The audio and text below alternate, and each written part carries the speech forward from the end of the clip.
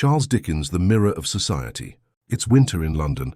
Fog rolls over the Thames, lamps flicker through the mist, and in the narrow alleys, footsteps echo in the dark. From this world of shadow and smoke emerged one of the most vivid voices in English literature, a storyteller who saw the city's heart as clearly as its hunger. His name was Charles Dickens. He wrote of injustice, poverty, greed, and of hope. He gave voice to the voiceless and turned the struggles of the forgotten into stories that transformed a nation. From Oliver Twist to A Christmas Carol, his characters live on, vivid, flawed, and endlessly human. But behind the genius of Dickens lay a man driven by memory, ambition, and a relentless empathy for the world he could never forget. This is the story of the writer who illuminated Victorian England with a pen that shone light on its darkest corners. Charles John Huffam Dickens was born in 1812 in Portsmouth, England, the second of 8 children.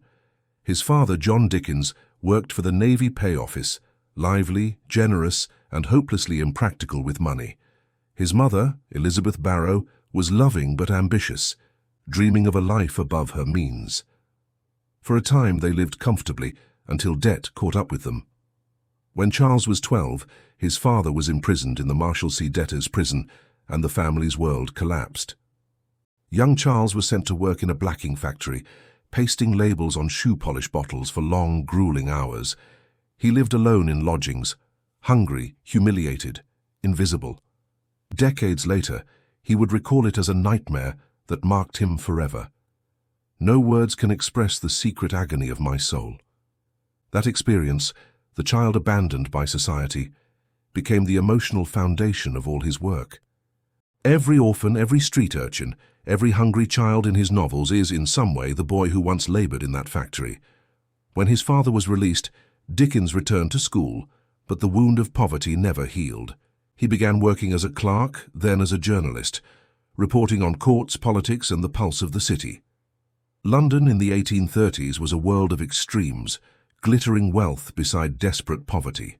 Dickens observed it all: the markets, the prisons, the slums, the laughter and cruelty of crowds. His pen became his weapon, his empathy his cause. At 24, he published Sketches by Boz, a series of vivid portraits of urban life. Soon after came the Pickwick Papers, a comic triumph that made him famous almost overnight. But beneath the humor lay something deeper, an instinct to reveal the humanity behind every face. Dickens didn't just entertain, he exposed. He turned laughter into a lens for truth. In 1837, Dickens began a remarkable period of creativity that would define Victorian fiction. With Oliver Twist, he pulled readers into the grim reality of London's poor, workhouses, child labour, and the criminal underworld. He dared to show what polite society tried to ignore. The novel's orphaned hero, starved, beaten, and unloved, was a reflection of Dickens's own past. His outrage against injustice was not abstract, it was personal. Next came Nicholas Nickleby, The Old Curiosity Shop, and Barnaby Rudge, works that blended melodrama, humour, and social critique. He wrote with urgency, producing serial installments that kept a nation waiting in suspense. Every new chapter was an event. Dickens became more than a novelist, he was a public conscience. He made the suffering of the poor visible to the comfortable classes, forcing his readers to feel what others endured. Fame brought wealth, and with it, complexity. In 1836, Dickens married Catherine Hogarth, and together they had 10 children. But as his fame grew, so did his restlessness.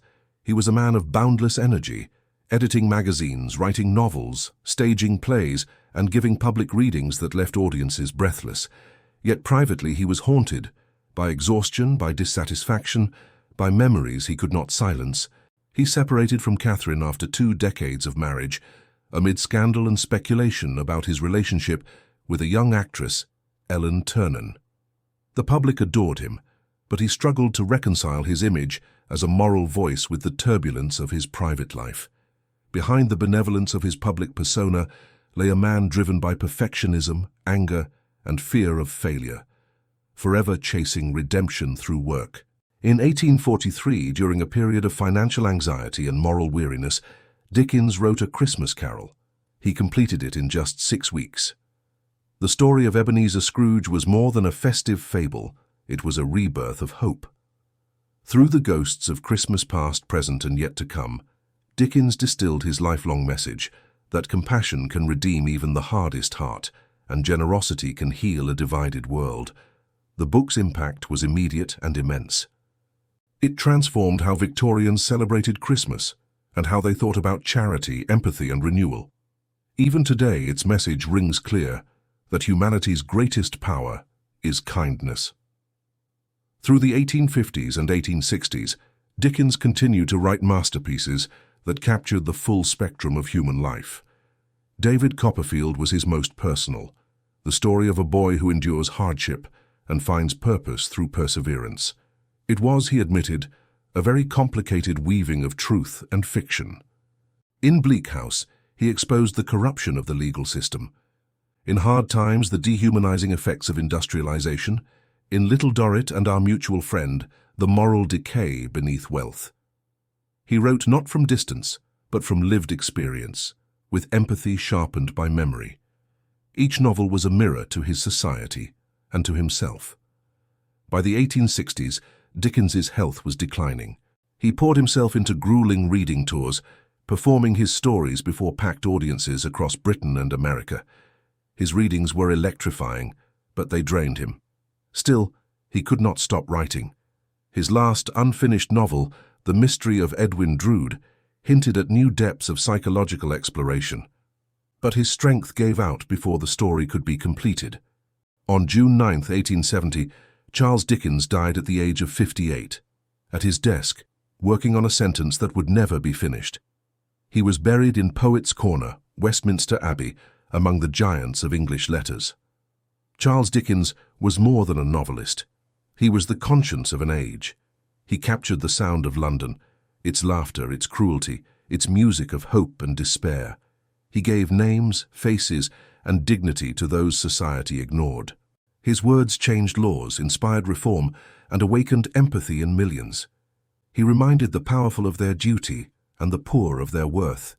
Even now, his stories remain alive, in every struggle for justice, in every act of compassion, in every child who dreams of a better world. Through the light and the shadows, Dickens taught us this, that imagination is not escape, but empathy made visible, and that every story has the power to change the world. Charles Dickens once wrote, "Have a heart that never hardens, and a temper that never tires, and a touch that never hurts." That was the creed of his life, the measure of his art. He turned suffering into understanding, injustice into action, and sorrow into storytelling. In the flicker of a candle, in the hum of a crowded street, in the heart of every reader, his light still burns. Charles Dickens was the voice of the people, the teller of truths and the heart of a changing world. Please like, comment, share, and subscribe for more videos.